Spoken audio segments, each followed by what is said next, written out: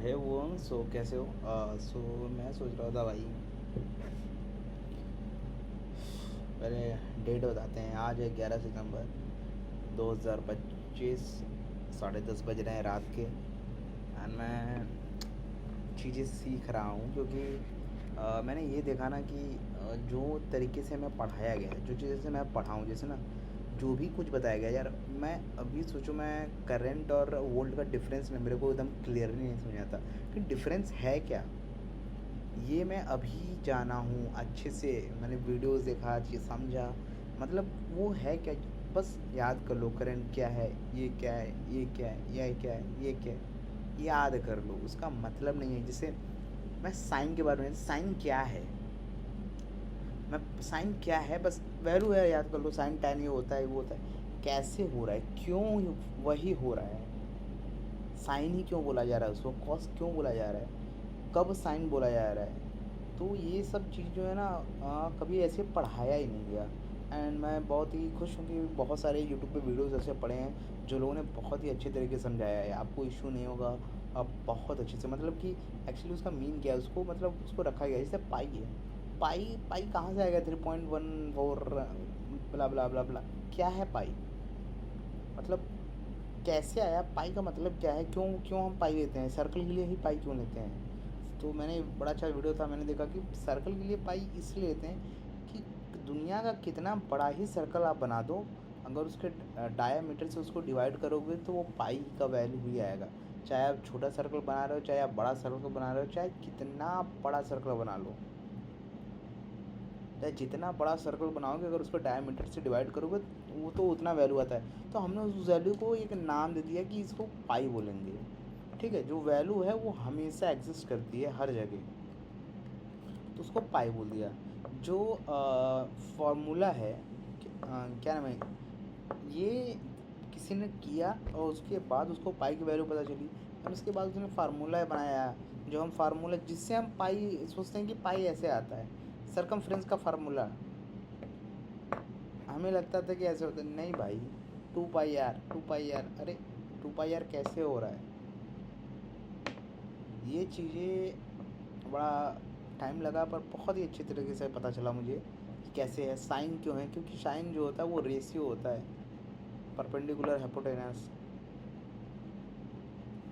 अगर कोई भी एक थीटा एंगल है, कोई ट्रायंगल है 90 डिग्री की, राइट एंगल ट्रायंगल है, अगर उसके अंदर कोई थीटा है, मतलब कोई एक एंगल है, कोई एक एंगल जहाँ से हम ले रहे हैं उसके सामने वाले को परपेंडिकुलर मान लेंगे, सबसे बड़े वाले को हाइपोटेनस मान लेंगे, और उसके सटे हुए वाले को बेस मान लेते हैं। और कोई भी कैसा भी तरह का ट्रायंगल हो, कितना भी, ठीक है, अगर वहाँ पे 40 डिग्री है तो मतलब कहीं कोई भी ट्रायंगल लो जिसका 40 डिग्री, या जितना बड़ा ट्रायंगल ले लो चाहे जितना छोटा ट्रायंगल ले लो, अगर उसका एंगल 40 है, और अगर हम p/h करते हैं, जो रेशियो मिलेगा वो उस डिग्री पे सेम मिलेगा। तो हमने उसको साइन का वैल्यू दे दिया। ऐसे ही साइन 1 का वैल्यू क्या है, 0 का वैल्यू क्या है, 45 का वैल्यू क्या है, ऐसे करके धीरे धीरे वो वैल्यूज़ ऐसे निकली हैं। बड़ा अच्छा लगा। एंड मैं सोच रहा हूँ ना कि ये पता नहीं और लोगों को है कि नहीं प्रॉब्लम, क्योंकि मुझे तो बहुत प्रॉब्लम है, नहीं आता मेरे को समझ में।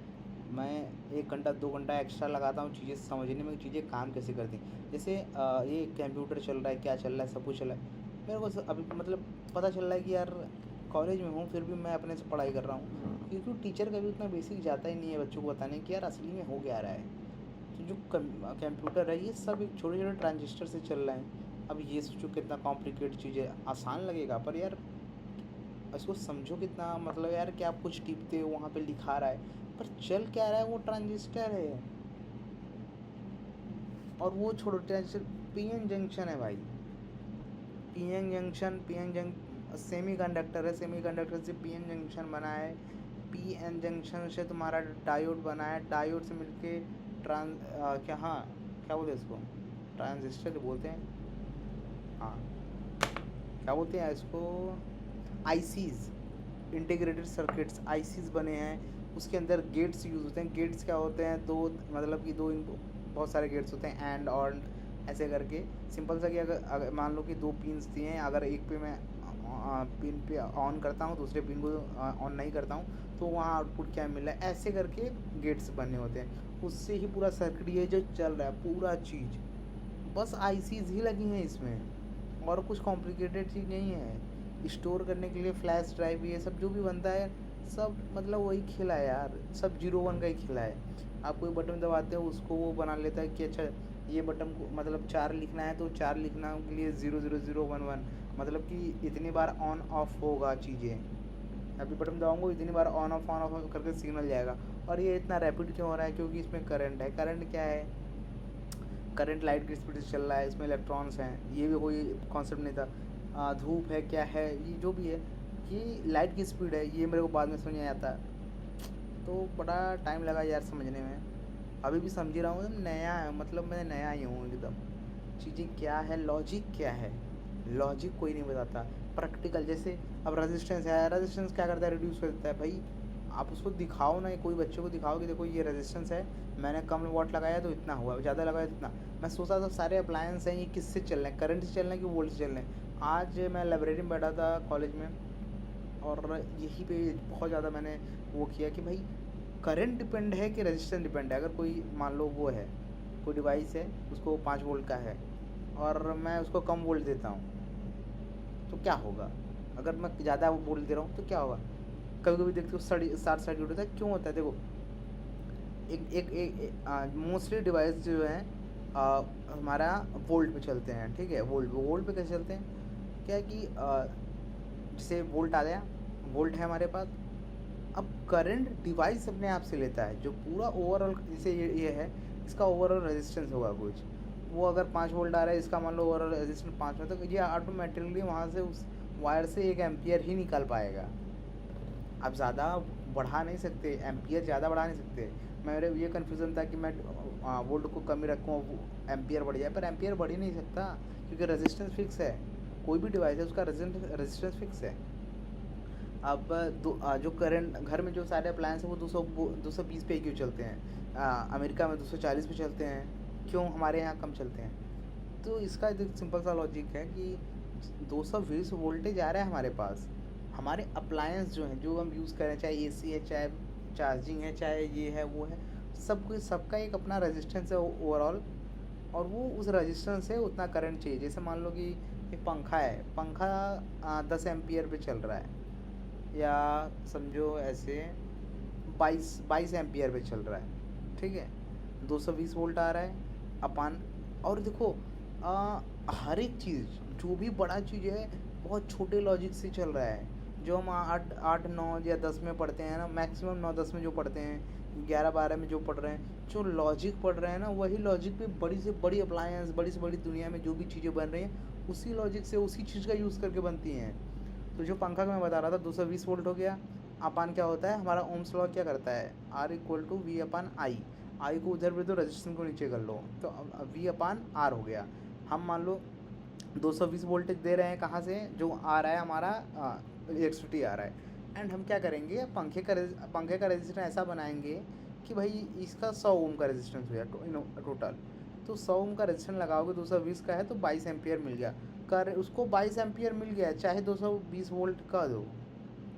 मान लो अगर 220 नहीं होता, 100 वोल्ट आता, 100 वोल्ट आता, एंड मान लो वो 10 एम्पियर का है, तो मैं क्या करता, मैं 10 ओम का रेजिस्टेंस लगा देता, 10 ओम का रेजिस्टेंस लगाता, 10 एम्पियर निकल गया। ऐसे चलता है हर एक चीज़ अपने से रेजिस्टेंस है उसके अंदर, वो मैनेज कर लेता है कि मुझे इतना करंट चाहिए। कोई चीज़ शॉर्ट सर्किट कब होती है, जब ज़्यादा करंट चल जाता है, मतलब उसकी लिमिट्स है कि हाँ भाई 5 एम्पियर तक चलेगा, उससे ज़्यादा, जैसे 5 वोल्ट का बैटरी अगर उसको 10 वोल्ट दो तो क्या होगा, कैसे ख़राब होता है, ज़्यादा वोल्ट जा रहा है इसलिए नहीं, ज़्यादा करंट जा रहा है, वोल्ट से मैटर नहीं है मेन। अब वोल्ट हो गया तुम्हारा, इतना चार्ज वहाँ रखा हुआ है, चीज़ें चलती हैं करंट से।